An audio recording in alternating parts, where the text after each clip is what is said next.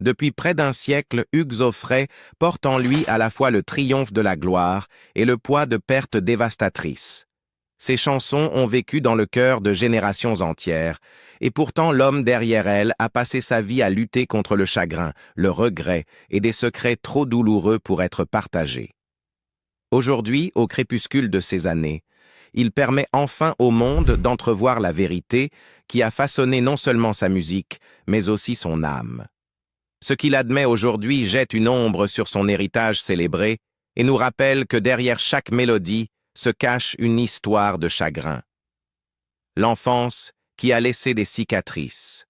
Hugues Aufray est né le 18 août 1929 à Neuilly-sur-Seine, dans une famille qui, en apparence, semblait bénie par le privilège et le raffinement.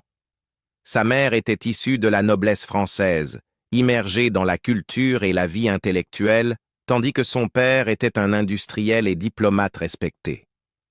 Pour les observateurs extérieurs, cela ressemblait à l'éducation parfaite pour un garçon qui séduirait un jour des foules entières. Mais la réalité de ses premières années était loin d'être idyllique. Enfant, Aufray a lutté contre la dyslexie, ce qui rendait chaque journée d'école difficile. Il était gaucher à une époque où cela était stigmatisé, l'obligeant à s'adapter en permanence. Mais le fardeau le plus humiliant qu'il dut porter fut sans doute l'énurésie, un trouble d'incontinence nocturne persistante. De l'âge de 5 à 15 ans, il en a souffert en silence, se réveillant chaque matin avec une honte qu'il ne pouvait jamais dissimuler. Plus tard, il décrivit ces années comme profondément isolantes, expliquant que, tandis que ses frères partaient à l'école dans leurs uniformes impeccables, lui restait à la maison, accroché à sa mère, se sentant déjà en échec avant même que la vie ne commence. Son rêve d'enfant avait été d'aller en pension, de vivre parmi d'autres garçons, d'appartenir à un groupe. Au lieu de cela, il a grandi dans l'ombre de l'humiliation, convaincu que quelque chose était brisé en lui. Même des décennies plus tard, dans des interviews données alors qu'il était nonagénaire, il admit la douleur de ce souvenir, le qualifiant de l'un des traumatismes cachés de sa jeunesse. Pour Hugues, la musique devint moins un passe-temps qu'une bouée de sauvetage. C'était la seule manière d'échapper au poids de ce qu'il ne pouvait pas changer, la seule façon de transformer la honte en quelque chose de porteur de sens. Les difficultés de sa jeunesse ne s'arrêtèrent pas là. Sa vie familiale était compliquée, marquée par le divorce et la distance.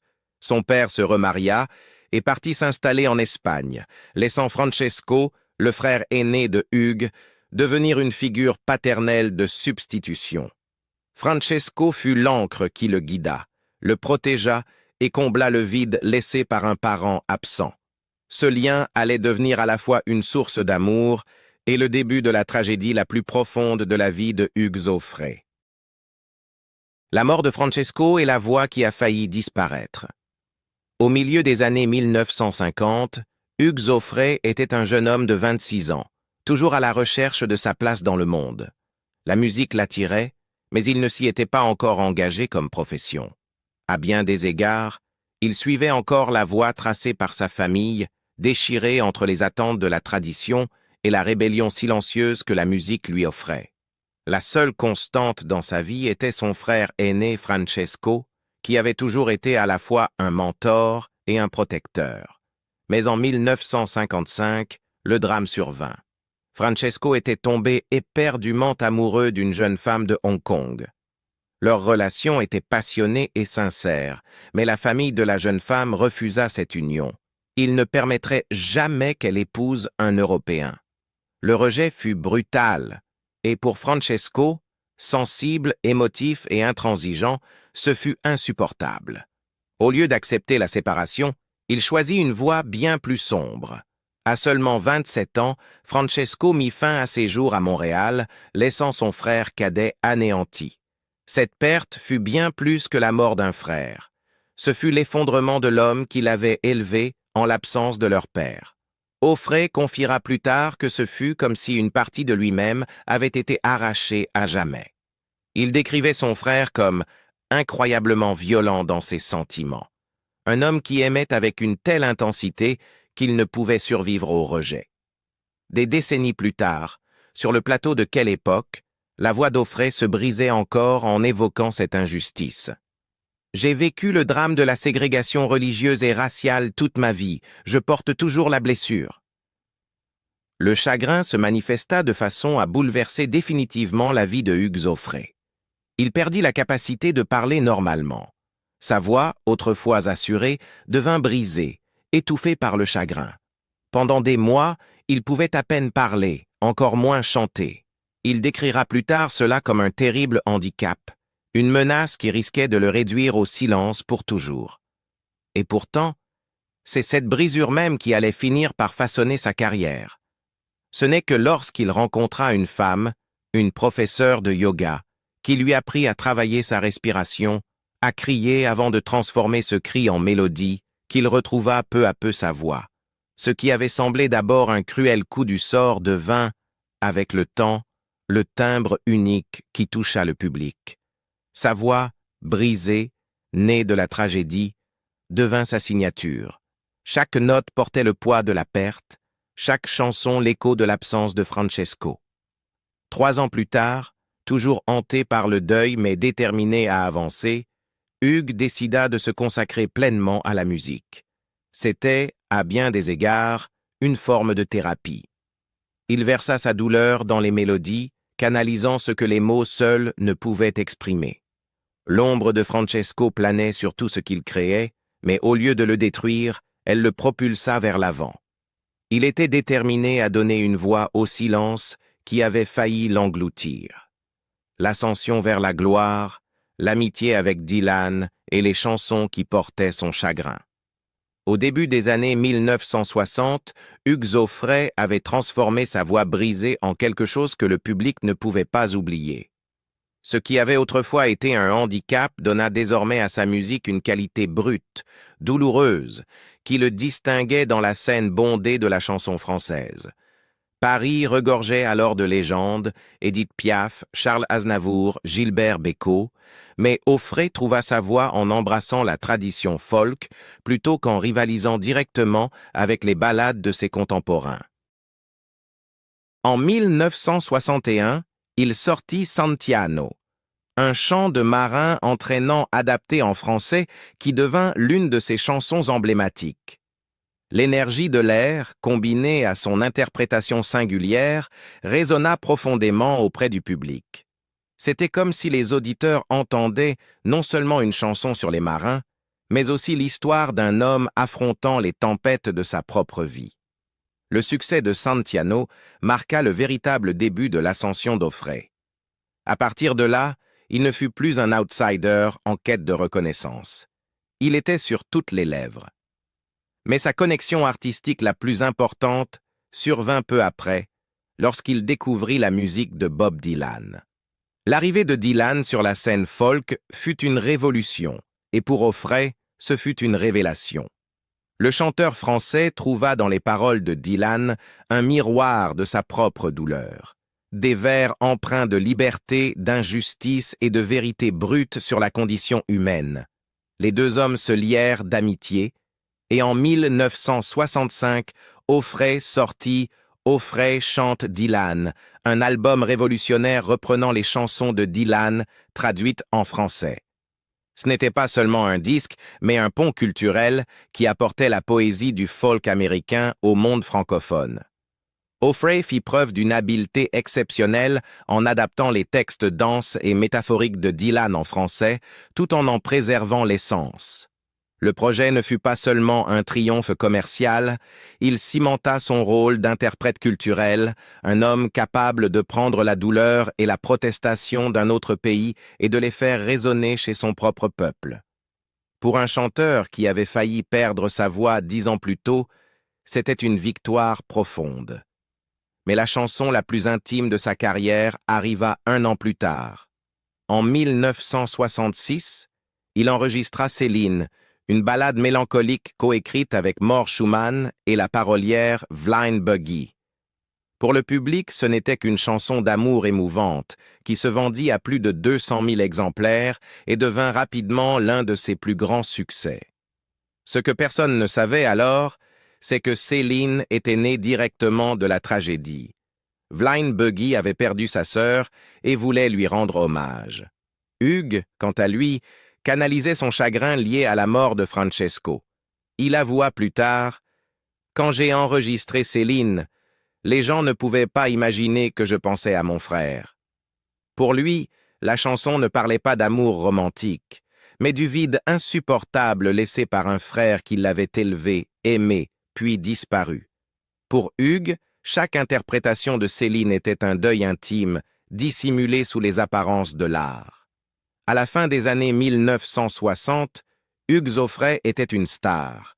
Pourtant, même lorsqu'il chantait devant des foules, enchaînait les tournées et profitait de la lumière de la gloire, les fondations de sa carrière reposaient sur la douleur. Sa voix, ses chansons et sa personnalité portaient toutes les empreintes du deuil. C'était un paradoxe. Les tragédies qui avaient failli le réduire au silence étaient les mêmes forces qui lui avaient donné une voix assez puissante pour résonner à travers les générations. L'amour, le mariage et les ombres de la vie personnelle. Derrière la musique et les applaudissements, la vie personnelle de Hugues Aufray fut marquée par la turbulence et les contradictions. En 1951, alors qu'il était encore très jeune, il épousa Hélène Faure, son premier amour. Ensemble, ils eurent 2 filles, Marie et Charlotte. Pendant un temps, ils semblèrent incarner l'image de la stabilité, une jeune famille construisant son avenir. Mais à mesure que la carrière d'Aufray décollait, les exigences des tournées et des enregistrements érodèrent peu à peu les fondations de leur mariage. Il était absent de longues périodes, absorbé par les responsabilités d'une carrière exigeant une attention constante. Avec le temps, la séparation entre mari et femme devint plus qu'une simple distance physique, elle devint émotionnelle. Aufray avoua lui-même plus tard « Je n'étais pas un bon mari. J'étais souvent en tournée et en aventure. » Pendant des décennies, lui et Hélène vécurent séparés, leur mariage existant davantage sur le papier qu'en réalité. Pourtant, lié par son vœu personnel de ne jamais divorcer, une décision influencée par la douleur de la séparation de ses propres parents, Aufray refusa de mettre fin légalement à cette union. Puis, en 2005, lors d'un voyage en train, Aufray rencontra Muriel Maigevant, une femme de 45 ans, sa cadette. Ce qui commença comme une rencontre fortuite se transforma bientôt en une relation profonde. Muriel devint sa compagne, sa confidente et finalement sa partenaire en tout, sauf en un point. Elle resta l'autre femme. Pendant près de 20 ans, Muriel vécut dans l'ombre, à ses côtés en privé, mais privée de la reconnaissance d'une épouse en public. Ce n'est qu'en 2022, après la mort d'Hélène, qu'Aufray offrit enfin à Muriel ce qu'elle méritait depuis longtemps. En septembre 2023, à l'âge de 94 ans, il l'épousa lors d'une cérémonie qu'il décrivit avec une rare tendresse. Muriel mérite cette robe blanche et ce long voile dont elle rêvait enfant. Elle m'a donné sa jeunesse et a vécu dans mon ombre pendant 18 ans. Aujourd'hui, j'espère qu'elle entre dans la lumière. Le mariage fut un choc pour certains. Après tout, il avait presque 95 ans, et elle venait tout juste d'entrer dans la cinquantaine. Mais pour ceux qui connaissaient son histoire, ce fut moins un scandale qu'une douce amertume. C'était l'aboutissement d'années de patience et d'amour de la part de Muriel et la reconnaissance finale par Hugues qu'il ne pouvait quitter ce monde sans lui donner la place qu'elle avait gagnée. Ses réflexions sur le mariage restaient toutefois teintées de regrets. Il reconnut que sa dévotion à la musique avait fait de lui un mauvais mari par le passé et que ses choix lui avaient coûté cher. Même dans ses dernières années, alors qu'il goûtait au bonheur auprès de Muriel, l'ombre de ses échecs antérieurs demeurait. Comprendre Hugues Aufray, c'est reconnaître que sa plus grande passion, la musique, fut aussi ce qui fragilisa ses relations les plus importantes. Pourtant, En Muriel, il trouva une seconde chance. Sa jeunesse et son énergie le revitalisèrent. Ses amis remarquèrent qu'elle lui donnait de la force, qu'elle était l'un des secrets de sa longévité remarquable. Pour Hugues, sa présence n'était pas seulement une compagnie, c'était la preuve qu'après une vie d'erreur et de chagrin, l'amour pouvait encore offrir la rédemption. La tragédie de Pascal et la famille qu'il n'a pas pu protéger. Si la perte de son frère Francesco en 1955 avait marqué Hugues Aufray à jamais, la mort de sa sœur cadette Pascale Audrey, près d'un demi-siècle plus tard, rouvrit toutes les blessures. Née Pascale Aufray en 1935, elle choisit le nom de scène Pascale Audrey et devint rapidement l'une des étoiles montantes du cinéma français. Son parcours artistique commença par la danse classique, l'amenant finalement sur la scène du célèbre cabaret de Jacques Canetti, Les Trois Baudets.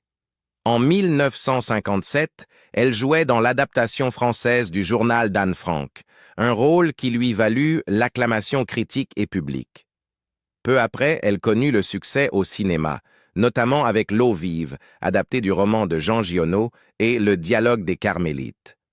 Sa carrière s'épanouit alors qu'elle travaillait avec des réalisateurs tels qu'Édouard Molinaro, André Cayatte, Jean-Luc Godard et même Louise Buñuel.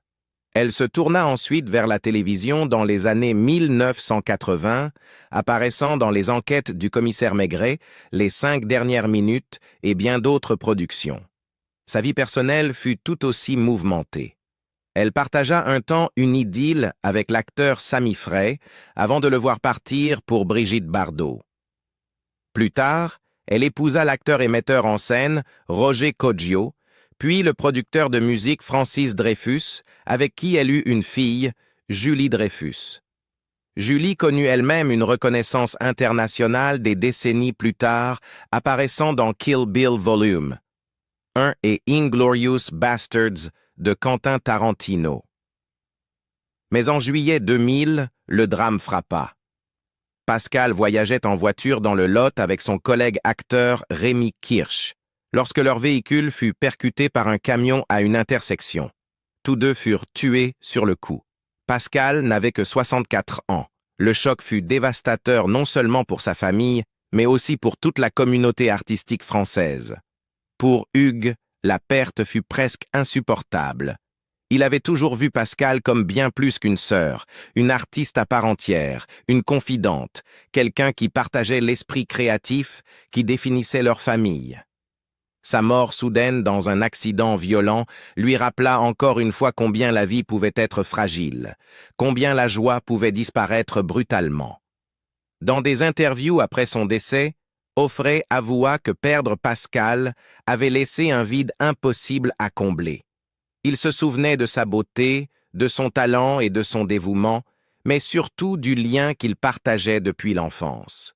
Tout comme l'absence de Francesco avait façonné sa voix, la mort de Pascal approfondit la tristesse inscrite dans sa musique. Aujourd'hui, Pascal repose à Orniac-la-Veine, en Ardèche, non loin de la maison qu'Hugues avait achetée dans les années 1960. C'est un lieu de repos paisible pour une femme dont la vie avait été emplie de lumière, de caméras et d'applaudissements. Pour Hugues, visiter sa tombe fut un rappel douloureux de la cruauté du destin envers sa famille. D'abord son frère, puis sa sœur, deux pertes séparées par des décennies, mais unies par la même vérité insoutenable. Les personnes qu'il avait le plus façonnées lui avaient été arrachées trop tôt. Avec Francesco et Pascal disparus, Hugues Aufray entra dans ses dernières années non seulement avec la gloire et la reconnaissance, mais aussi avec le poids écrasant de la survie.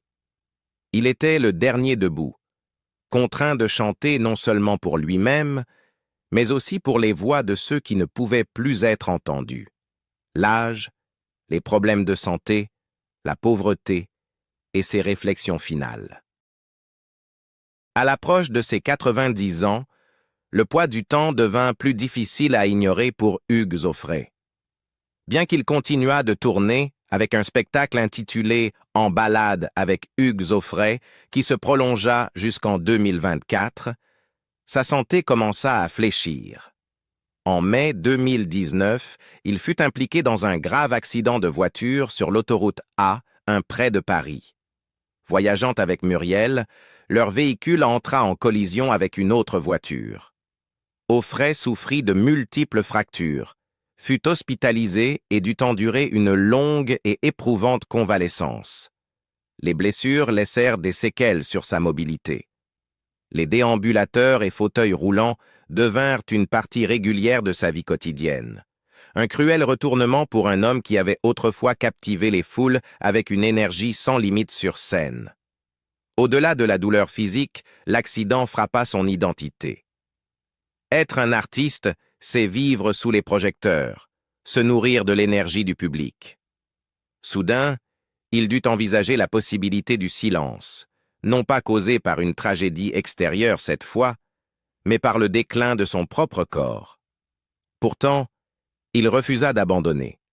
Il continua à monter sur scène quand il le pouvait, admettant souvent que la joie de chanter était l'une des rares choses qui le maintenaient en vie. Ces difficultés n'étaient pas seulement physiques.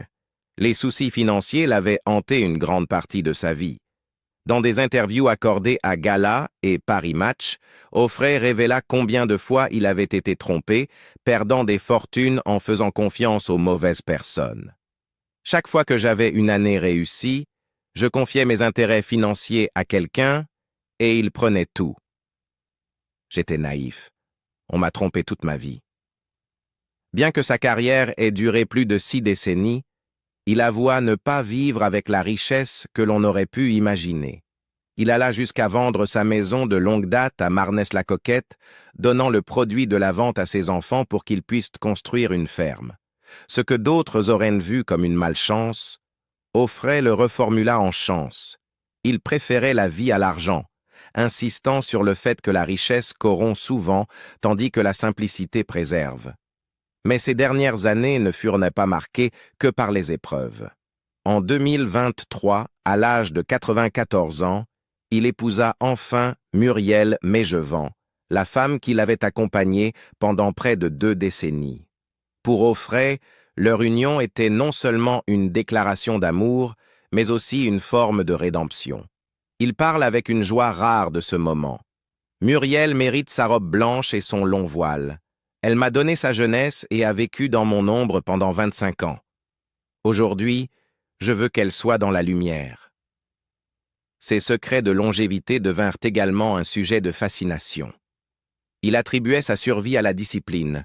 Pas d'alcool, pas de tabac, un régime strict, bien qu'il admettait que le sucre restait sa faiblesse. Plus que tout, c'était la musique qui le soutenait. Il jouait de la guitare chaque jour, sculptait, et se félicitait de pouvoir encore donner des concerts de 2 heures. Il plaisantait en disant que, tandis que d'autres prennent leur retraite, il n'avait jamais considéré le chant comme un travail. Le mot « travail » vient de tripalium, un instrument de torture. Chanter est une joie. Même à 95 ans, Offray affrontait la mortalité avec un mélange de résignation et de lucidité. La mort fait partie de la vie. Je n'ai pas peur. Elle n'est injuste que lorsqu'elle frappe les jeunes. Ce qu'il désirait, ce n'était pas l'immortalité, mais simplement assez de temps pour achever son œuvre. Cela, croyait-il, serait suffisant. Aujourd'hui, à 96 ans, ce qu'il admet enfin n'est ni un scandale ni une liaison cachée, c'est la vérité qui a toujours été là, tissée dans ses chansons. Que derrière les applaudissements et les mélodies se cache une vie entière de chagrin, de résilience et d'endurance. Les morts de Francesco et de Pascal, l'effondrement de son premier mariage, les longues années de tromperie et de pertes financières, les humiliations de l'enfance et l'accident qui faillit le briser, tout cela a façonné l'homme qui se tient encore sur scène. L'histoire de Hugues Offray n'est pas seulement celle d'un chanteur, c'est l'histoire d'une survie face au chagrin, celle d'un homme qui a transformé la brisure en beauté et la perte en chanson. À 96 ans, alors qu'il continue de chanter, il nous permet enfin de voir ce que nous soupçonnions tous depuis longtemps, que sa musique n'a jamais été seulement une affaire de joie, mais aussi le poids insoutenable de la vie elle-même. Et ainsi, alors que Hugues Aufray entre dans sa 96e année, ses chansons portent non seulement des notes et des paroles, mais aussi l'écho d'une vie marquée par la douleur, la résilience et la survie. Laquelle de ces chansons vous a le plus profondément touché? Santiano, Céline ou une autre? Dites-le nous dans les commentaires ci-dessous. Et n'oubliez pas d'aimer cette vidéo et de vous abonner pour plus d'histoires sur les artistes qui ont marqué des générations.